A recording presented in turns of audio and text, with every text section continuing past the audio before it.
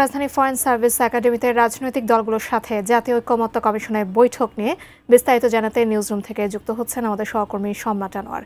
সম্রাট, আজকে জাতীয় ঐক্যমত্য কমিশনে যে বিষয়গুলো নিয়ে আলোচনা হয়েছে, জুলাই সনদ নিয়ে কথা হয়েছে, নির্বাচন নিয়ে কথা হয়েছে, গণভোট নিয়ে কথা হয়েছে, আপনার মাধ্যমে আসলে জানতে চাই সেখানকার বিস্তারিত, কি মনে হয়? ধন্যবাদ জাকিয়া। আপনি জানেন যে বহুল কাঙ্ক্ষিত জুলাই সনদের স্বাক্ষর সেটি নির্ধারণ করা হয়েছে শুক্রবার, এবং সেই শুক্রবারে স্বাক্ষরের আগে ঠিক একদিন আগে অনেকটা হুট করেই বলা যায় যে জাতীয় ঐক্যমত্য কমিশনের পক্ষ থেকে একটি বৈঠক ডাকা হয়েছিল আজকে, যেটি অনুষ্ঠিত হয় ফরেন সার্ভিস একাডেমিতে। আপনারা জানেন যে এর আগেও ফরেন সার্ভিস একাডেমিতেই জাতীয় ঐক্যমত্য কমিশনের যাবতীয় যে বৈঠকগুলো সেগুলো কিন্তু সেখানে হয়েছে। তারই ফলশ্রুতিতে আমরা দেখেছি যে আজকে যখন হুট করে ডাকা হলো তখন কিন্তু একটা আলোচনা ছিল, একটা গুঞ্জন ছিল যে কি হতে যাচ্ছে, নতুন কোনো সংবাদ আসবে কিনা, কিংবা সময়টা আরেকবার পরিবর্তন হবে কিনা, এই বিষয়ে একটা শঙ্কা ছিল। কিন্তু আজকে যখন রাজনৈতিক দলগুলোর নেতৃবৃন্দ সেখানে গেল, সেগুলো আমরা কিন্তু আলোচনা দেখেছি, এবং সেখানে স্পষ্টভাবে প্রত্যেকটি দল তাদের প্রতিনিধিদের মাধ্যমে তাদের অবস্থান ব্যক্ত করেছে, এবং সেক্ষেত্রে আমরা দেখেছি যে বিএনপিও তাদের বক্তব্য দিয়েছে বড় দল হিসেবে। একইভাবে রাজনৈতিক যে জামাতের পক্ষ থেকেও এখানে বক্তব্য রাখা হয়েছে, এনসিপির পক্ষ থেকেও বক্তব্য রাখা হয়েছে। কিন্তু আমরা দেখেছি যে বিএনপি এবং জামাত কিন্তু তারা বলেছেন যে তারা খুব সহজেই যাচ্ছেন, অর্থাৎ শুক্রবারে যে জুলাই সনদে যে স্বাক্ষর হবে সেই বিষয়ে তাদের অবস্থান তারা স্পষ্ট করেছে। কিন্তু একটা কিন্তু থেকে যায়, যেটি হচ্ছে জাতীয় নাগরিক পার্টি এনসিপির বিষয়ে, যে তারা আসলে কিভাবে যাবেন কি যাবেন না সেই বিষয়টি কিন্তু এখনও তারা স্পষ্ট হয়নি। এবং আমরা আখতার হোসেনের যে বক্তব্য দেখে শুনেছি সেখানেও কিন্তু বিষয়টা স্পষ্ট নয়, যদিও তারা পরবর্তীতে হয়তো বা দলগতভাবে কোনো সিদ্ধান্তের কথা জানাবে।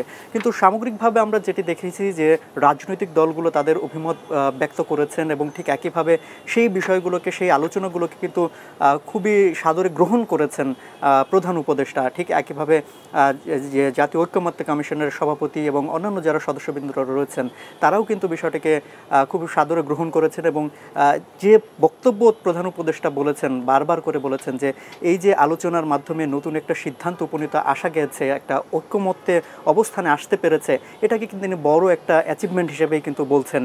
এবং তিনি এটিও একই সাথে বলেছেন যে এই যে সনদের বাস্তবায়ন প্রক্রিয়া সেটি এই যে একটা সিদ্ধান্ত উপনীত আসা গিয়েছে এর মধ্য দিয়ে কিন্তু আসলে শেষ হবে না, বরঞ্চ এখান থেকে একটি নতুন ধারার সূত্রপাত হবে, এই বিষয়টিকেও তিনি উল্লেখ করেছেন।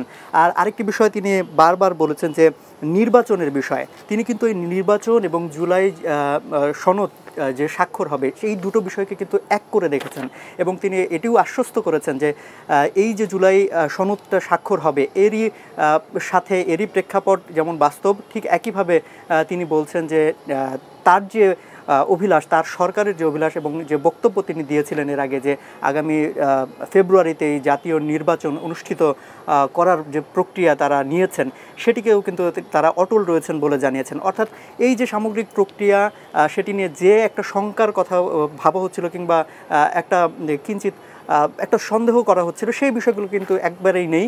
এবং এই যে বৈঠকটি হয়েছে সেই বৈঠকের মধ্যে বরঞ্চ স্পষ্ট হয়েছে যে আগামী শুক্রবারে হতে চলছে সেই বহুল কাঙ্ক্ষিত যে জুলাই সনদের স্বাক্ষর সেটি হবে, এবং রাজনৈতিক দলগুলো তাদের অভিমত জানিয়েছেন, এবং তাদের বক্তব্যটিও তিনি বলেছেন যে তাদের প্রত্যাশা এবং তাদের যে বাস্তবায়নের যে ব্যাপারটা সেটিকে তারা সামনে এনেছেন, এবং কি তারা বলেছেন তারা রাজনৈতিক দল হিসেবে তারা সেখানে যাবেন এবং স্বাক্ষর করবেন।